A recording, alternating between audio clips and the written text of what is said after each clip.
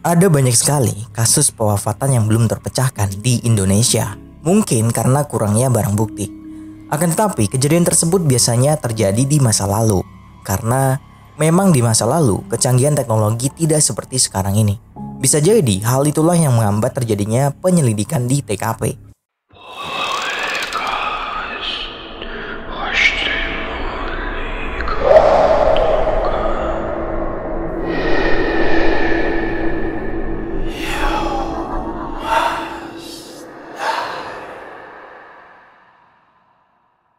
Oke, kali ini kita akan membahas 7 kasus pewafatan yang belum terpecahkan di Indonesia. Yang pertama, Sheila, waria di Jembatan Ceger.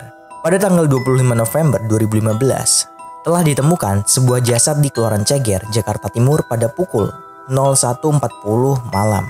Hal tersebut juga menggegerkan warga sekitar. Setelah itu, jasadnya kemudian diidentifikasi dan korban memiliki nama Muhammad Safrizal alias Sheila Aprilia, berusia 27 tahun. Seorang waria yang bernama Sheila dikabarkan sering mangkal di jembatan tersebut. Waria tersebut ditemukan dengan belasan luka tusuk di tubuhnya, sehingga seluruh tubuhnya mengalami luka.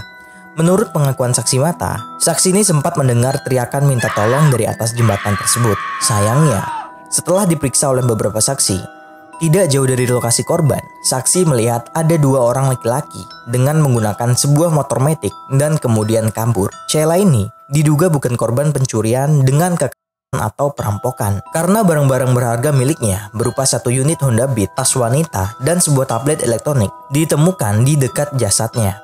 Guna kepentingan penyelidikan, jasad yang diduga sehari-hari menjajakan diri di kawasan Pasar Rebo itu dibawa ke RS Polri Kramat Jati, Jakarta Timur untuk diperiksa tim forensik. Sampai sekarang tidak diketahui siapa pewafatnya. Kedua, Marsinah, buruh pabrik di Sidoarjo. Kasus pewafatan yang belum terpecahkan di Indonesia selanjutnya terjadi pada Marsinah, seorang buruh pabrik di Sidoarjo. Marsinah adalah buruh yang bekerja di pabrik arloji PT Catur Putra Surya atau CPS, Porong, Sidoarjo, Jawa Timur.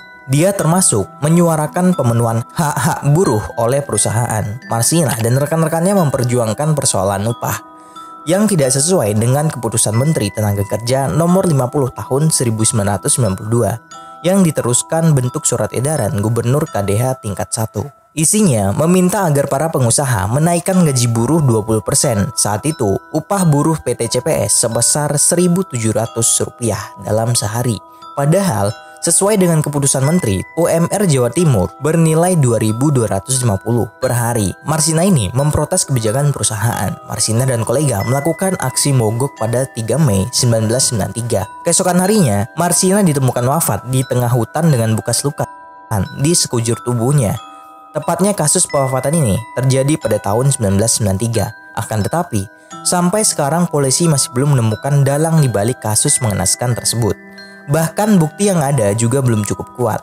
Menurut data yang tercatat di Organisasi Buruh Internasional, motif pembunuhan tersebut diduga lantaran keterlibatan Marsinah dalam demo upah pabrik. Karena pada saat itu, upah pabrik tempat Marsinah bekerja sangatlah sedikit. Ditambah lagi, selang beberapa hari setelah Marsinah ditemukan tidak bernyawa, terdapat juga beberapa buruh pabrik yang menghilang tak kemana. Banyak yang memiliki teori bahwa pabrik tidak mau rugi dan langsung menghabisi nyawa pendemo yang ingin naik gaji.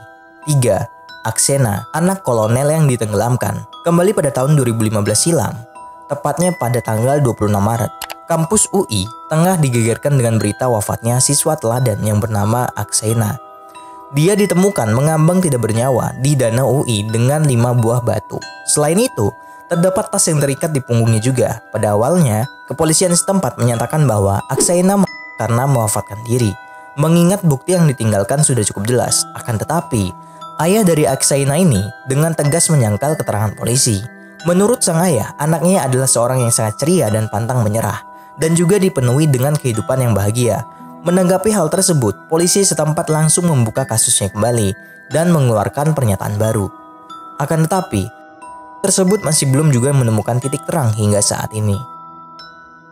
Keempat, Munir, aktivis HAM Indonesia. Salah satu aktivis HAM yang sangat terkenal pada masa itu, tahun 2000-an, bernama Munir. Dia telah ditemukan tidak bernyawa tepatnya pada tanggal 7 September 2004. Banyak sekali yang janggal dari kematian karena pada saat itu Munir di tengah perjalanan menuju Amsterdam. Di pesawat memang Munir mengeluhkan kesakitan. Namun, dia juga sudah dipindahkan dengan seseorang yang berprofesi sebagai dokter. Akan tetapi, setelah beberapa jam mendarat di Amsterdam, Munir kemudian ditemukan sudah tidak bernyawa lagi. Sebulan setelahnya, polisi kemudian mengeluarkan visum Munir yang memperlihatkan jejak senyawa arsenik di dalam tubuhnya. Sampai saat ini, pewafatan dari Munir masih belum diketahui. Bahkan motif dari pewafatan tersebut juga belum terungkap. Apakah Munir memang wafat disengaja atau bahkan Munir diwafatkan oleh petinggi negara? Kelima, Otto Iskandar Dinata. Pria yang dijuluki si Jarak Harupat lahir di Bandung, Jawa Barat. Dia juga dikenal sebagai aktivis sebelum menjabat sebagai Menteri Negara Kabinet pertama di negara Republik Indonesia. Tepatnya pada tanggal 19 Desember 1945. Otto Iskandar dikabarkan menghilang tanpa jejak dari rumahnya sendiri.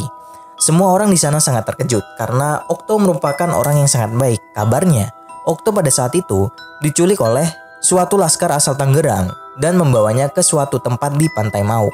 Akan tetapi, hal tersebut belum didasari oleh motif yang kuat. Jadi penyelidikan pun berhenti di tengah jalan. Kisah kewafatan dari Otto Iskandar dicap sebagai kasus pewafatan paling misterius di Indonesia. Karena sampai saat ini juga, jasad dari Otto belum ditemukan ataupun tidak ada bukti apapun. 6. Ita Marta Dinata, aktivis HAM.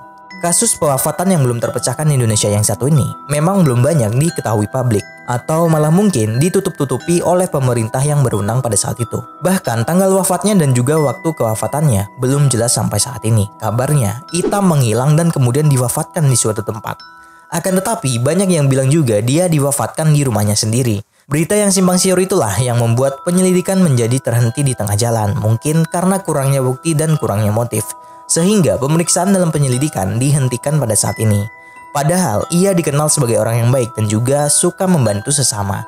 Dia juga anak yang rajin dan suka bergaul. Mengingat pewafatan tersebut masih belum terpecahkan, sampai saat ini pun polisi masih mengungkap kasus tersebut. Ketujuh, Fuad Muhammad Safruddin, wartawan Yogyakarta. Kasus pewafatan yang belum terpecahkan di Indonesia. Yang terakhir adalah Fuad, wartawan Yogyakarta. Bisa dibilang kalau kasus ini sedikit rumit dan memiliki barang bukti serta motif yang sangat sedikit. Wartawan Yogyakarta ini wafat oleh orang tidak dikenal dan bahkan kasusnya sangatlah licin dan tidak memiliki celah apapun, sehingga pihak penyelidik sedikit kesulitan menemukan motif dari si pelaku. Karena penyelidikan terus dilakukan, sampel merah yang ditemukan dari Fuad juga diperiksa dan hasilnya memang sengaja dia dianiaya dan diwafatkan oleh pelaku. Akan tetapi sampai sekarang pelaku pun masih belum bisa ditemukan. So, jadi menurut kalian dari ketujuh kasus tadi, cerita mana yang sekiranya seru untuk dibahas? Silakan komen di bawah. Kok gue kayak Ewing? Sorry. So, thanks for watching.